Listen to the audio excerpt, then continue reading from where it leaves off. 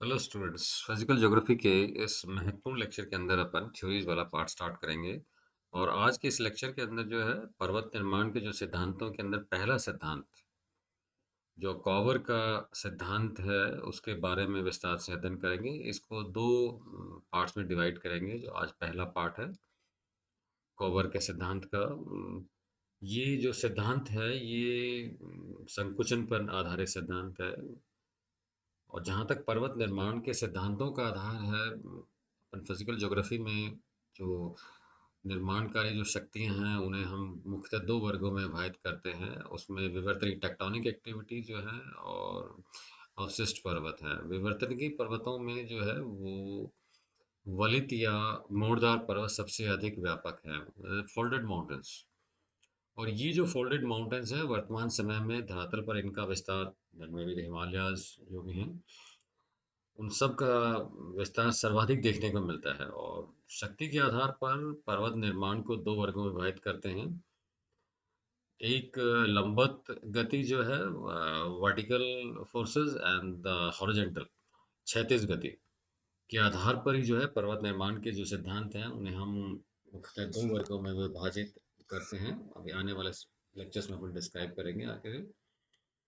जो लंबवत गति है वर्टिकल गति पर आधारित सिद्धांत के अंदर जो है वो हरमन 1930 का दोलन तरंगत सिद्धांत है। वेलिस और बेमेलन का जो है संशोधन किया था। और जो क्षैतिज गति हॉरिजॉन्टल मूवमेंट पर जो आधारित सिद्धांत है इन सिद्धांतों में को पुनः दो वर्गों में विभाजित करते हैं। जो हॉरिजॉन्टल मूवमेंट जो है उसमें पहला आता है संकुचन के आधार पर theories of the contraction and दूसरा है महाद्वीपीय विस्थापन सिद्धांत। ये अपन ने वैगनर का महाद्वीपीय सिद्धांत पढ़ा है और ये वो वही वाला पार्ट है। तो इन्हें दो वर्गों में हम लोग विभाजित करते हैं अपन। जो संकुचन कॉन्ट्रैक्शन के आधार पर जो सिद्धांत है वो मानते हैं कि ये सिद्धांत जो है पृथ्वी पृथ्वी जो है आंतरिक भाग तरल अवस्था में है, तापमान अधिक है और धीरे धीरे वो ठोस होने की प्रक्रिया चलती रहती है। और इस सिद्धांत का जो सबसे पहले जो ये थ्योरी है वो अमेरिका के भूवैज्ञानिक डाना, ये ऑब्जेक्टिव क्वेश्चंस एग्जामिनेशन में बनेगा 1847। और यूरोपीय भूवैज्ञानिक जो है डेली ने 1952 में किया था। और इसके अंदर जो सिद्धांत आते हैं वो कोबर का, चैम्बरलिन का, स्टील का, स्वेस का आदि विद्वान इसके अंदर सम्मिलित किए जाते हैं। और महाद्वीपीय विस्थापन सिद्धांत के अंदर जो है वो डेली का, वेगनर का, होम्स का, जोली का सिद्धांत का अध्ययन करते हैं। आने वाले लेक्चर्स में अपन और विस्तार से अध्ययन करेंगे इनके बारे में। आज के जो जो लेक्चर में अपन जिस सिद्धांत के बारे में विस्तार से पढ़ेंगे कोबर का पर्वत निर्माण सिद्धांत है या जियोसिंक्लाइन थ्योरी। तो मैंने अभी डिस्कस किया था, दो विद्वान हैं हॉल तथा डाना। और जो ये जो कॉन्सेप्ट था the Jio cycling concept first developed by the American geologist James hall and Dana during the study of the Appalachian mountains. ये इन दोनों का सबसे पहला कंट्रीब्यूशन इन दोनों विद्वानों का जाता है। और जो कॉबर का महाद्वीपीय वो सिद्धांत है या इसका उद्देश्य क्या था जब इसका स्टार्ट करेंगे। तो जो जो फेमस जो जर्मन कॉबर जो है वो जर्मनी के जियोलॉजिस्ट भूगर्भवेत्ता थे। और उन्होंने जो है अपने सिद्धांत का या पर्वतों के निर्माण की एक प्रक्रिया को एक व्यवस्थित तरीके से अपनी पुस्तक जो है, ये ऑब्जेक्टिव क्वेश्चन मिलेगा वो जर्मनी में, डर रूट डर एर्डे में इस सिद्धांत का विस्तार से वर्णन किया है। एंड इनका जो मुख्य ऑब्जेक्टिव वाज जो थे objective was to establish relationship between the ancient desert masses and the tableland and more mobile zones और द जियोसिंक्लाइंस। ये इनका मुख्य उद्देश्य था कि जो पर्वत श्रृंखलाएं आज यहाँ विद्यमान है, कठोर भूखंड है, वो कभी जल के गतिशील क्षेत्र थे, भूसनतियाँ जियोसिंक्लाइंस। ये कॉन्सेप्ट जो है भूसनती या जियोसिंक्लाइन जो वर्ड है स्टूडेंट्स, ये आपको हर एग्जामिनेशन में इससे संबंधित क्वेश्चन बनता आता है। और कॉबर ने इन भूसनतियों को जियोसिन्स क्लाइंस को जो है ओरिजिन कहा था। कॉबर का जो जो सिद्धांत है, उन्होंने खाली पर्वत निर्माण को ही इस थ्योरी के द्वारा स्थापित करने का प्रयास ही नहीं किया, बल्कि और भी इस बिल्डिंग की स्टेजेस हैं, इनका प्रक्रियाएं हैं, इनके स्टेजेस कौन कौन सी हैं, जियोलॉजिकल हिस्ट्री है इसकी, उसके बारे में विस्तार से अध्ययन किया है। ना जब अध्ययन करते हैं, थ्योरी जब करते हैं, he consider the old rigid masses as the foundation stone for the present continent, जो कठोर भूखंड है, और वो रिजिड मासेस जो हैं वो वर्तमान महाद्वीपों के लिए एक प्रक्रिया का आधार है। और ये जो कठोर भूखंड पहले से विद्यमान, हॉवर ने माना कि रिजिड मासेस थे, और इनके मध्य में जो है वो जल के गतिशील क्षेत्र थे, जियोसिंक्लाइन्स। ये भी एग्जामिनेशन में क्वेश्चन बनता है स्टूडेंट्स कि mountains are found from the geosyncline due to the impact of the rigid masses, कि भूसनतियों से ही पर्वतों का निर्माण हुआ है, सिद्धांत की व्याख्या कीजिए। एग्जामिनेशन में क्वेश्चन इस फॉर्म में बन सकता है। कॉपर का नाम देते हुए, नहीं देते हुए, इस फॉर्म में भी क्वेश्चन बन सकता है कि पर्वतों का निर्माण जो है भूसनतियों से हुई है, विस्तार से वर्णन कीजिए। ये जो कॉपर का थ्योरी है, geosyncline theory, is based on the forces of contraction, संकुचन पर आधारित। जैसे अपन ने अभी इसका जब वर्गीकरण पढ़ा शुरू में अभी जस्ट, तो ये उसी संकुचन की प्रक्रिया पर आधारित सिद्धांत है। और कॉपर इस संकुचन के सिद्धांत की जो प्रोसेस है उसमें विश्वास रखते थे। According to JSTS 1932, cover is definitely a contraction providing the motive force for the compressive stress। STS कहता है कि वो संकुचन की शक्ति में विश्वास करते थे, और इसी आधार पर उन्होंने अपने सिद्धांत का प्रतिपादन किया। दूसरे शब्दों में, पृथ्वी के जो है शीतल होने के कारण, और cooling of the earth causes horizontal movement, जो पृथ्वी का शीतल होने के कारण जो है वो पृथ्वी के धरातल के ऊपर क्षैतिज गति उत्पन्न होती है। और इस क्षैतिज गति और या संकुचन के क्रिया के कारण जो कठोर भूखंड है, दोनों तरफ के भूसनति के दोनों तरफ के भूखंड हैं, वो फोरलैंड जो है वो समीप आने लगते हैं, और भूसनति का मलबा जो है वो स्क्वीज होता है, सिकुड़ता है, उसमें मोड़ पड़ते हैं, और फोल्डेड माउंटेन्स का फॉर्मेशन मिलता है। ये एक मेन आधार रहेगा इनका। Now base of the theory, जहाँ तक सिद्धांत के आधार का अपन अध्ययन करते हैं, तो according to Kober there are mobile zones. पृथ्वी पर जो है वो जल के गतिशील क्षेत्र विद्यमान थे, जहाँ पर आज पर्वत श्रृंखलाएं पाई जाती हैं।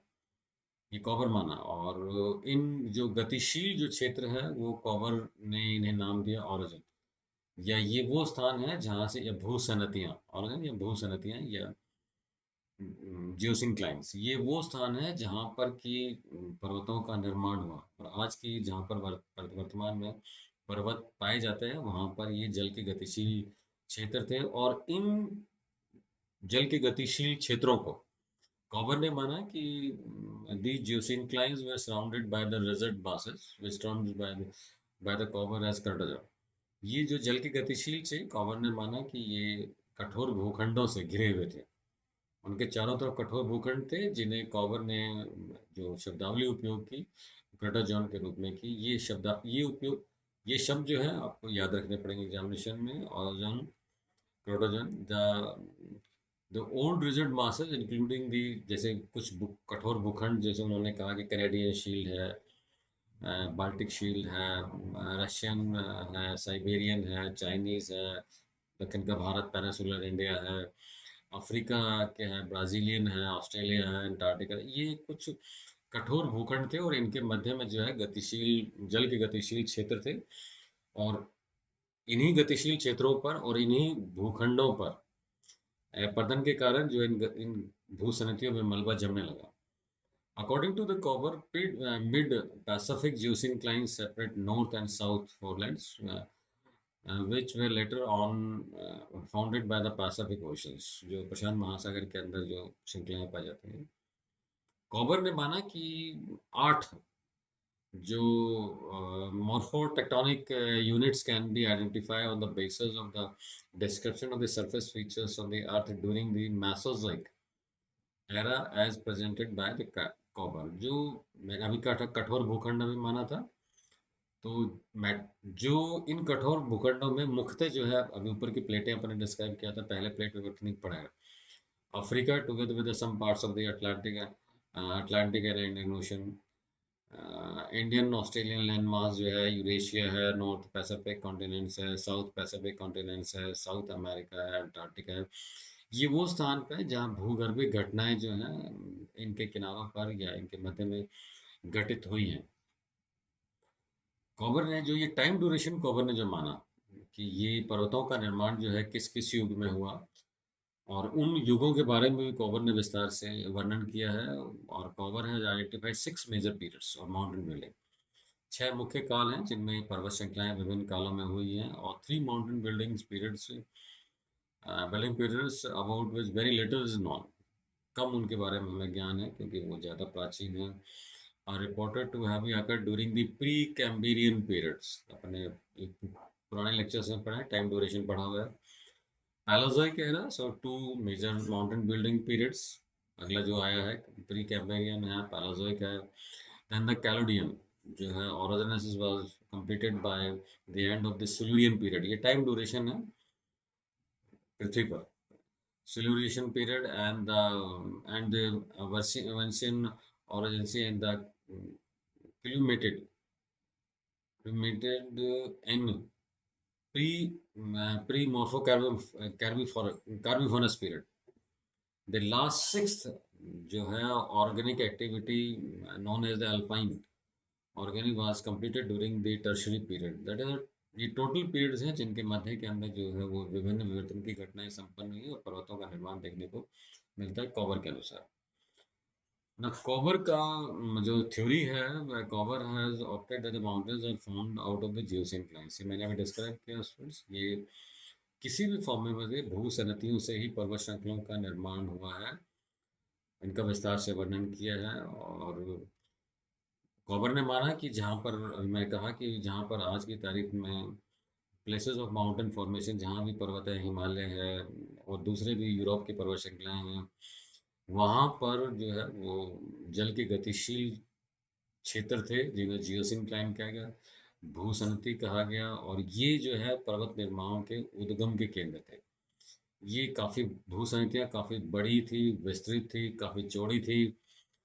और इन भूसनतियों में जो है वो इनके आसपास क्योंकि कठोर भूखंड थे, और इन भूसनतियों के अंदर निक्षेपणों का जमाव, सेडिमेंट्स का डिपोजिशन परत दर परत होने लगा। और इसी क्रिया के कारण जो है, जब वो इसी क्रिया के कारण इन भूसनतियों पे अत्यधिक जो है इस मलबे का जमाव हुआ। और इस जमाव के कारण जो है धसाव की क्रिया, सब्सिडेंस की प्रोसेस जो है वो आज देखेंगे अपन, क्रिया हुई, और ये धीरे धीरे आंतरिक भाग तक मलबा प्रवेश करने लगा। नाउ इसके अंदर जो hypothesis of hall and Dana जो है वो भी इसी पर आधारित है। हॉक का जो व्यू है वो यही विचारधारा को, जोसिन क्लाइन की विचारधारा को ही आगे बढ़ाता है। जहाँ तक सिद्धांत की प्रक्रिया का अपन अध्ययन करते हैं, पावर का जो सिद्धांत है, the process of mountain building passes through 3 close link. अब एक एक स्टेज के बारे में अपन विस्तार से करेंगे। जो इसे 3 स्टेज में विभाजित किया, लिथोजेनेसिस, ओरोजेनेसिस एंड ग्लिप्टोजेनेसिस। ये स्टूडेंट्स तीनों वर्ड्स जर्मन वर्ड्स हैं, आपको याद रखने पड़ेंगे। Lithogenesis, orogenesis and the glyptogenesis. There is the first stage, the second stage and the third stage. This is the formation of this जो पहली स्टेज है वो भूसनति के निर्माण की अवस्था है। पर्वतों की ऊंचाई ग्रहण, ओरोजेनेसिस पर्वतों के ऊंचाइयां ग्रहण करके, ग्लप्टोजेनेसिस, ये तीनों दोनों अवस्थाएं जो है वो पर्वत निर्माण से संबंधित है। पहली जो है भूसनति से संबंधित। Now पहली जो स्टेजेस है lithogenesis, the first stage is related to the creation of the geosyncline. मैंने अभी कहा ये भूसनति के निर्माण की अवस्था है।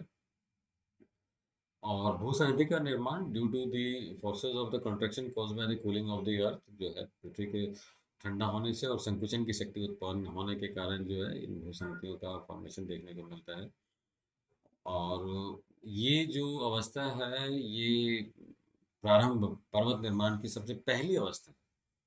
और इसे जैसे मैंने अभी कहा कि इसका नाम जो है लिथोजेनेसिस कहा गया। And the geosynclines are long wide mobile zones. भूसनतियाँ जो है वो काफी लंबे गहरे जल के गतिशील क्षेत्र थे। और which were bordered by the rigid masses, जो चारों तरफ से कठोर भूखंडों से घिरे हुए थे। और जिसे कॉबर ने जो है मैंने अभी कहा था फोरलैंड्स, ये वर्ड भी याद रखना पड़ेगा, फोरलैंड्स और प्रोटोजॉन्स कहा गया। तो तीन शब्दावली आ गई आपकी। पहले तो इन स्टेजेस आ गए, लिथोजेनेसिस, ओरोजेनेसिस, ग्रेप्टोजेनेसिस। देन द भूसनती आ गया, जियोसिंक्लाइंस आ गया, जियोसिंक्लाइन का ओरोजेनेसिस आ गया। और दूसरा जो है वो जो कठोर भाग है वो फोरलैंड्स को का नाम दिया गया अग्रदेश। हिंदी बुक्स में वर्ड मिलेगा अग्रदेश, और कोटोजन नाम दिया गया। नाउ पहली जो अवस्था है, these upstanding land masses for the forelands are subjected to the continuous erosion. ये जो अभी डिस्क्राइब किया है कि जल के गतिशील क्षेत्रों के आसपास कठोर भूखंड थे, इन भूखंडों पर धीरे धीरे अपरदन की क्रिया हुई। और अपरदित पदार्थ जो है वो इन भूसनतियों पर जमने लगा। इस भूसनतियों में परत दर परत जो है जमने लगा। इस जमाव की क्रिया को the process of sediments deposition is called the sedimentation. ये जो क्रिया है ये कहलाए अवसादीकरण। वर्ड जो इस्तेमाल आएगा, this is stages of sedimentation और अवसादीकरण। और जो भूसनदी के अंदर जो है अवसादों का जमाव बढ़ता गया, तो भूसनदी के जो है ग्रेजुअली उस पर दबाव पड़ा, भार पड़ने लगा, और बहाव पड़ने के लगे उसकी तली जो है धीरे धीरे जो है नीचे धंसने लगी। और इस प्रक्रिया को, क्योंकि भूसमिति में मलबा परत दर परत जमता गया और अत्यधिक दबाव के कारण जो है भूसमिति की तली जो नीचे धसी, तो ये जो प्रोसेस कहलाए ये सबसिडेंस कहलाए। Sedimentation, the process of sedimentation and the process of subsidence, मतलब धसाव की क्रिया। ये दोनों के परिणाम स्वरूप जो है वो भूसनती में मलबा काफी गहराई तक जो है वो जमने लगा, और इस भूसनती में मलबे की मोटाई जो है काफी अधिक हो गई। इस डायग्राम में अपन देख रहे हैं जो आसपास का जो कठोर भूखंड था वो फोरलैंड्स कहलाया, क्रोटोजन्स कहलाया। ये जियोसिंक्लाइन्स थी। जियोसिंक्लाइन इन कठोर भूखंडों से अपरदित पदार्थ जो है परत दर परत जो है इस भूसनती में जमने लगा। The first layer, the second layer, the third layer, fourth layer, fifth and fifth. ना ये प्रोसेस मैंने अभी डिस्क्राइब करा, this is known as a sedimentation. और जब ये मलबा जमेगा तो ये तली पर दबाव डालेगा। तली पर जब दबाव डालेगा तो जो इसकी तली है, जो इसका बेस है, वो नीचे की तरफ दबेगा। द प्रोसेस से जो है सबसिडेंस कहलाएगा, धसाव की क्रिया कहलाएगा। और इस धसाव की क्रिया पर फिर और भी अधिक दबाव पर और भी मलबा ऊपर जमने लगेगा। This is the first stage. Thank you.